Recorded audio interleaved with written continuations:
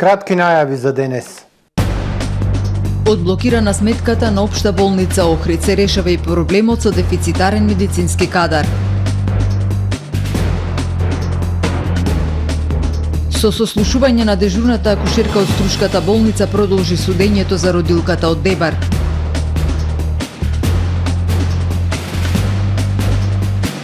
„78 години од победата над фашизмот одбележани на Кременатец во Дебрца. МОН прави анализи, а од септември ќе следуваат конкретни мерки и протоколи за безбедност во училиштата. За минимум животни трошоци потребни близу 50.000 денари месечно. За најавените и за останатите настани од денес ќе ве информираме во дневникот кој започнува по временската прогноза. Останете со нас.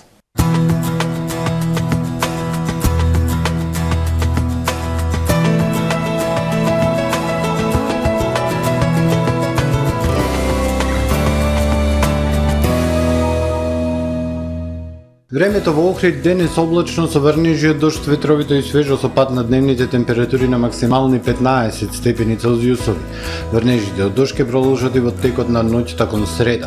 Утре во северна, западна, централна Европа, но и на Апенинскиот и Балканскиот полуостров, облачно и нестабилно време со врнежи од дожд и пад на температурите, кои ќе бидат под годишниот просек за овој период од мај.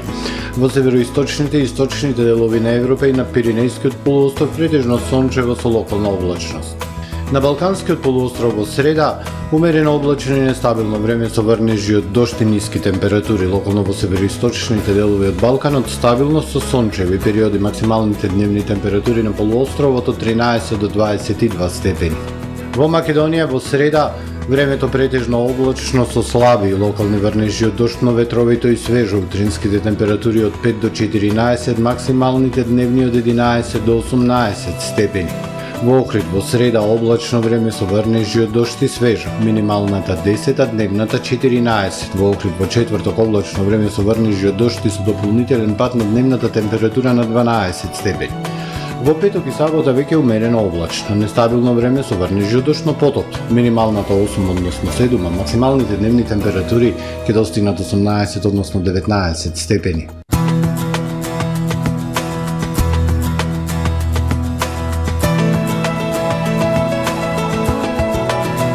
Гледавте Метео на ТВМ во соработка со Трпе Инвест.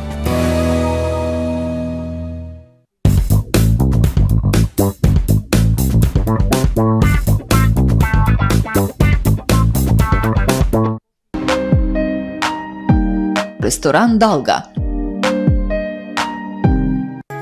Супер акција во Миса Маркети. Подравка супа 49 денари. Маргарин Борц Ив 500 грама 109 денари. Ајда мерзелена долина 399 денари.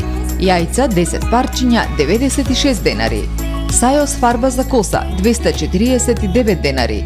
Сајос шампон и регенератор 229 денари. Лариф Деомен или Вумен 85 денари. Пазарете со мерак, ваши Миса Маркети. Брз кредит не значи скап кредит. Да, добро слушнавте. Аплицирајте за најповолните онлайн кредити со износи од 10.000 до 180.000 денари и рок на отплата до 30 месеци. За повеќе информации посетете не во центарот на Охрид или аплицирајте веднаш на manimax.mk. Manimax, ваш доверлив финансиски партнер. Тамаро е 25 години охридски водички лидер и препознатлив бренд. Обуките од менаџерскиот тим се доказ за максимална посветеност кон вработените. Тамаро Холдингот се грижи за организацијата и на време од пренесените информации кои отсликуваат тимската работа. Секој успех на вработениот е успех и на компанијата.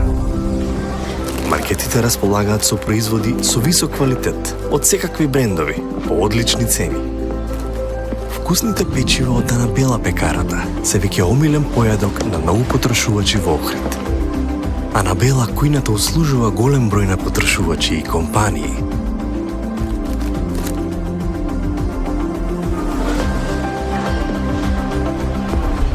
Барата е секогаш снабдена со најразлични видови на риба и морски плодови. А месарниците располагаат со свежо месо и местни производи во секое време. Уживајте во својот охридски домаќин. Тамаро, повеќе од маркет.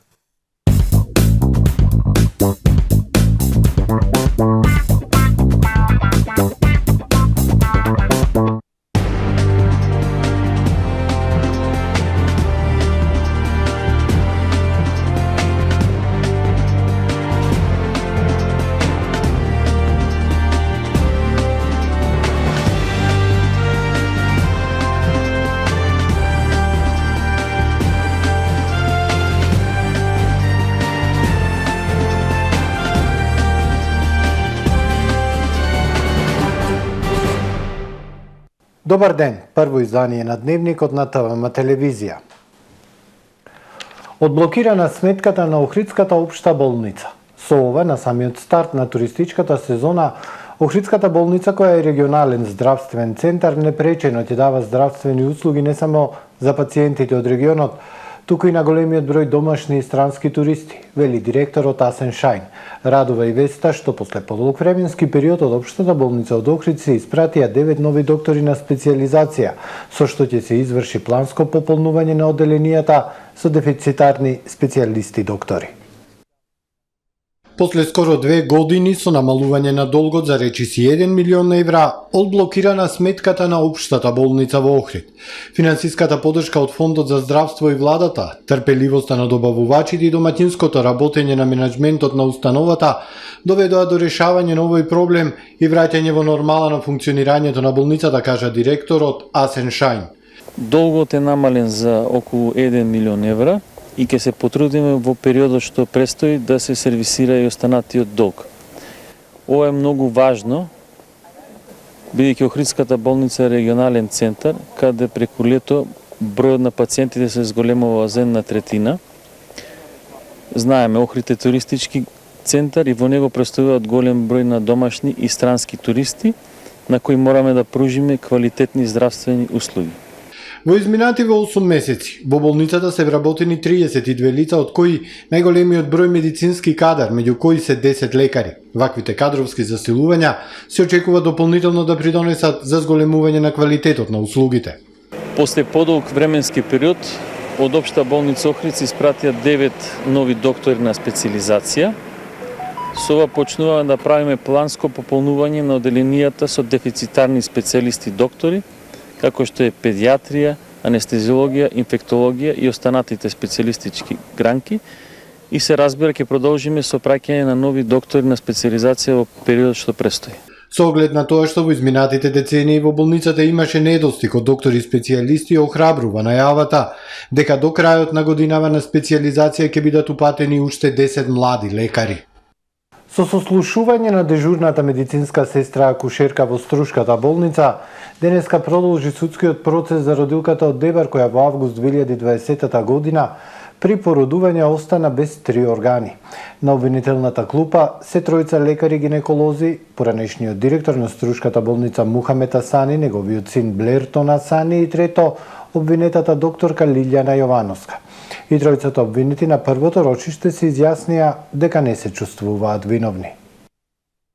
Со сослушување на единствениот повикан сведок, медицинска сестра од општата болница Струга денес продолжи судскиот процес за родилката од Дебар, која во август 2020 година при породување остана без 3 органи. Акушерката Сарита Пешиновска раскажа дека родилката се жалела на болка, но сакала да си оди од болницата. Дежурната докторка, денес трето обвинета, не ја пуштала, туку направила анализи и го повикала прво обвинетиот доктор, па родилката ја внеле на повторна операција во Сала. Веаповска за медиумите рече сакала да си оди за да бара помош во друга болница, бидејќи имала големи болки. Таа денес го повика министерот за здравство да се заложи за случајот и да им ги одземе лиценците на обвинетите лекари. Но имам повик до министерот за здравство, како што ги гледа сите случаи за анестезиологот, за Јана и за малото бебе, да има слух и за мојот случај, и да реагира до лекарската комора, да побара за одземање на лиценците на овие доктори. Што ми го направи ова? На следното рочиште ќе бидат сослушани судските вештаци од Институтот за судска медицина. Според адвокатот на оштетената, тоа ќе бидат клучните сведоци кои ќе ја расчистат дилемата. Тука ќе има малку тактика, бидејќи одбраната има доставено своји медицински вештачења кои се косат со вештачењето судска медицина и тука предвидлив исход на одлуката на судот ќе биде да се обезбеди супер вештачење што ќе обремени постапката, но и ние сме подготвени за тоа, бидејќи знаеме што се случува за време на операцијата. Доктор Мухамед Асани е поранешен директор на Струшката болница, а беше разрешен токму поради овој случај. Второ обвинетиот е негов син Блертон Асани како лекар специјализант по гинекологија, а трето обвинета е докторката Лилјана Јовановска. Тие се товарат за тешки дела против здравието на луѓето. При укажување лекарска помош примениле неподобно средство и начин на лекување, со што предизвикале влошување на здравствената состојба на родилката, поради што таа остана без матка, јајници и бубрек. На првото рочиште обвинетите кажаа дека не се чувствуваат виновни за кривичното дело.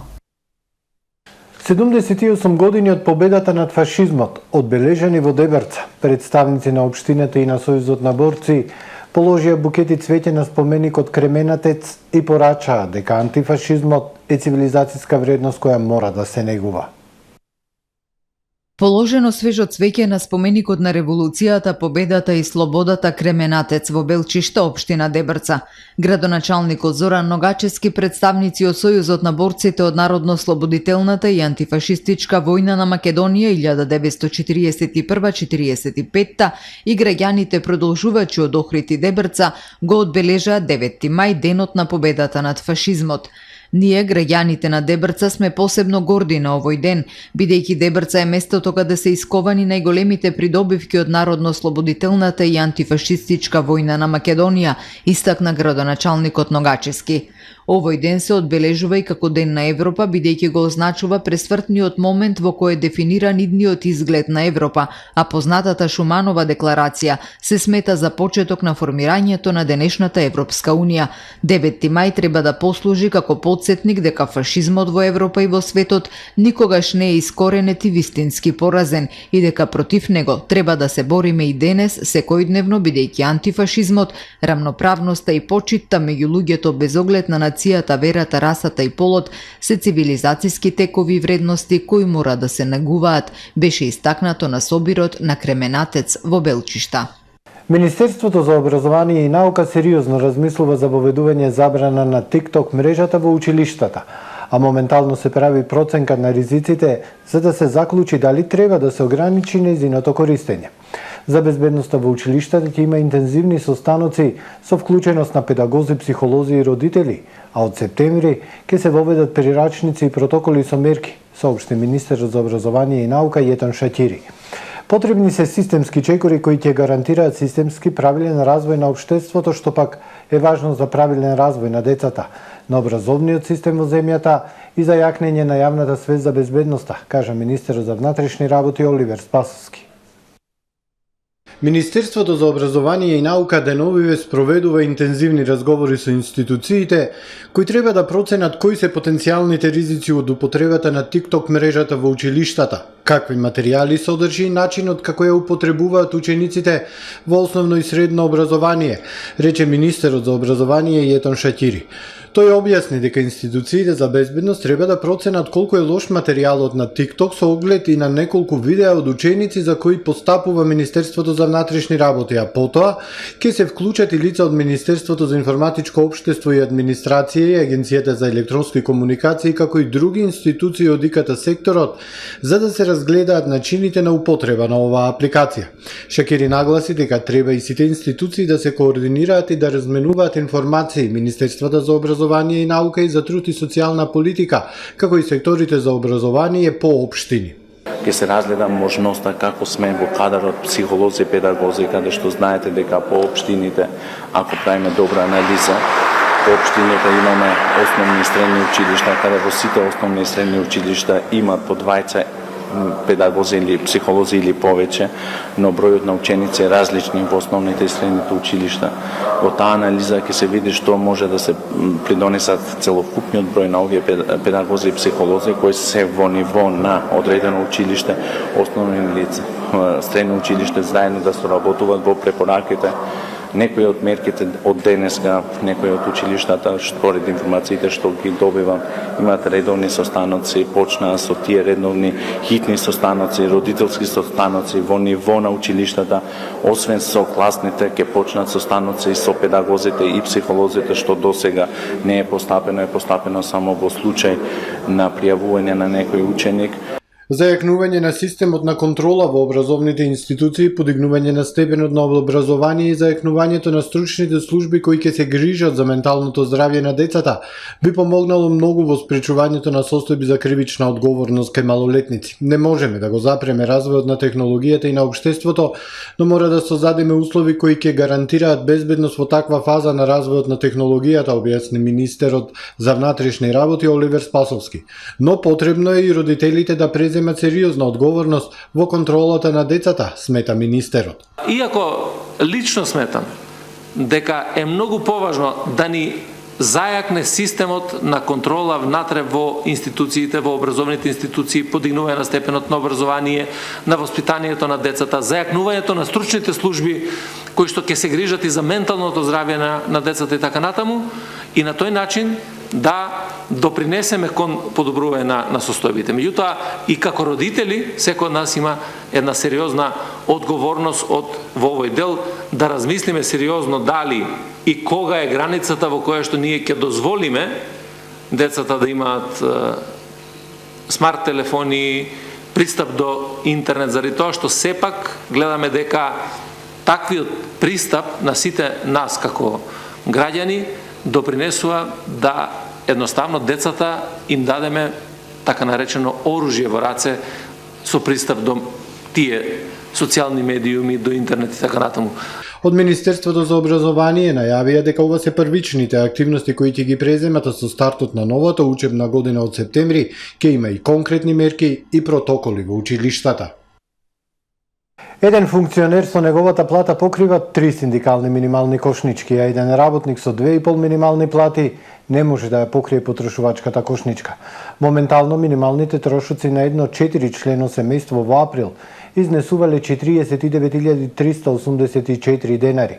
Најмногу пари, или 19.224 денари, биле потребни за храна и пијалоци, како и за режиски трошоци 13.423 денари, велат од Сојузот на синдикатите на Македонија. Минималните трошоци на едно 4-члено семејство во април изнесувале 49.384 денари. Најмногу пари, или 19.224 денари, биле потребни за храна и пијалоци, како и за домување 13.423 денари, велат од Сојузот на синдикати на Македонија. Инфлацијата на граѓаните им изела 5.681 денар, а за прегледи и лекови граѓаните месечно издвојуваат 809 денари. Од Сојузот на синдикати на Македонија, кои ја изработуваат синдикалната потрошувачка кошничка, велат дека еден функционер со неговата плата покрива 3 синдикални минимални кошнички, а еден работник со 2,5 минимални плати не може да ја покрие потрошувачката кошничка. И покрај сите мерки на владата, трошоците за храна и пијалоци за само една година се зголемени за 2766 денари, а во 2023 година ниту еднаш не е намалена вредноста на храната и пијалоците во делот на синдикалната минимална кошничка, што покажува дека функционерите си го гледаат само нивниот интерес и знаејќи го овој факт си ги зголемија нивните плати за 2000 денари дневно или за 78% месечно, велат од Сојузот на синдикати на Македонија. Во продолжение вестите од светот. Со воена парада во Москва денес се одбележува 9 мај, денот на победата над фашизмот. Илјадници луѓе се излезени на улиците на Црвениот плоштад како дел од годишната парада. Рускиот претседател Владимир Путин го почна својот говор со честитки на руската војска за денот на победата, празник кој ги слави нашите татковци и дедовци. Тој рече дека во моментов се води вистинска војна и тврди дека Русија го брани својот суверенитет. Оваа година сите лидери од Централна Азија се таму, вклучувајќи го и казахстанецот Касим Жомарт Токаев. Присутни се белорускиот лидер Александар Лукашенко и премиерот на Ерменија. Тоа е добра вест за Путин, бидејќи тој традиционално ја користи оваа прилика за да ја покаже својата регионална моќ. Јасно е дека Путин успеал да ги убеди да дојдат, пишува BBC. Денот на победата ја одбележува победата на Советскиот сојуз над нацистичка Германија во 1945 година. Германија официјално го потпиша своето предавање доцна вечерта на 8 мај, што веќе беше 9 мај по московско време. Советскиот сојуз изгуби околу 27 милиони граѓани за време на Втората светска војна, многу повеќе од било која друга земја вклучена во конфликтот. Често се вели дека секој советско семејство изгубило барем еден поблизок или далечен роднина во војната. Илјадници луѓе се евакуирани и прогласена е вонредна состојба, додека пожарникари се борат со повеќе од 100 пожари кои му се заканенуваат на населението во западна Канада. Представници на Алберта објавија дека во тој регион се активни 108 пожари, а околу 29.000 граѓани се евакуирани. Премиерката на Алберта Даниел Смит рече дека ситуацијата е без преседан и додаде дека топлото и суво време создало услови за проширување на огнот. Досега изгореле 122.000 хектари земја. Заладувањето и послабите дождови делумно ја ублажија состојбата, на надлежните предупредуваат дека тоа е само во некои области. Во соседната провинција Британска Колумбија пожарите доведоа евакуација на одреден број луѓе, а локалните власти соопштија дека очекуваат силни ветрови во наредните денови, дополнително кои ќе ја комплицираат нивната ситуација. Агенцијата Associated Press ја доби Пулицеровата награда за јавен сервис за 2023 година за известувањето за време на војната за опколениот украински град Мариупол, додека New York Times ја зеде наградата за меѓународното известување за руската инвазија на Украина. Новинарката на Washington Post Каролин Киченер ја доби националната Пулицерова награда за известување за прашањето за абортусот во САД, откако Врховниот суд минатата година ја укина значајната пресуда од 1973 година Ро против Вејд, која ја легализираше процедурата на национално ниво. Ројтерс беше финалист за домашни теми за известување за детскиот труд, како и за меѓународното известување за истражувачката серија што ги разоткрува кршењата на човековите права на нигериската војска врз жените и децата за време на нејзината војна против исламистичките милитанти. Wall Street Journal доби Пулицерова награда за истражувачко известување за откривање финансиски конфликти на интереси меѓу службениците на десетици федерални агенции. Лос Анџелес Таймс доби Пулицер за вонредна вест или breaking news за откривање на тајноснимен разговор меѓу градски власт во кој имало расистички коментари. Годишните Пулицерови награди првпат доделени во 1917 година. Се најпрестижните во американското новинарство. Тие се изменувани по издавачот на весникот Джозеф Пулицер, кој почина во 1911-та. Во тестаментот Пулицер оставил пари за доделување награди и основање школа за новинарство на Универзитетот Колумбија. Пулицеровата награда исто се доделува во 8 категории за книги, музика и драма. Туберкулозата сега убива повеќе луѓе низ светот отколку COVID-19 и сидата, објавија Обединетите нации. Ова се доложи на големиот број заразени во конфликтните зони како Украина и Судан, каде тешко може да се следи состојбата со оваа болест. Туберкулозата е најсмртоносната заразна болест во светот во моментов која одзема околу 4400 животи на ден, од кои 700 деца. Пред COVID-19, кој исто така се пренесуваше преку воздух, немаше драматичен пораст на бројот на заразени со туберкулоза, но денес имаме тип на туберкулоза каков што гледаме во филмови кога луѓе искашлуваат крв и се многу слаби, изјави Лусиса Дитиу, извршна директорка на организацијата Стоп на туберкулозата. Украина има најголем број случаи на туберкулоза во европскиот регион, 34.000 најмногу заболени и отпорни на лековите за туберкулоза. Вакцината против COVID-19 беше развиена за помалку од една година, а поради недостиг на пари беа потребни 19 години за 3-4 вакцини против туберкулоза да стигнат до трета фаза од тестирањето. Оваа болест многу често се заборава, кажа Дитиу. Го завршуваме првото издание на Дневникот на ТВМ. Ви благодарам за довербата. Пријатно.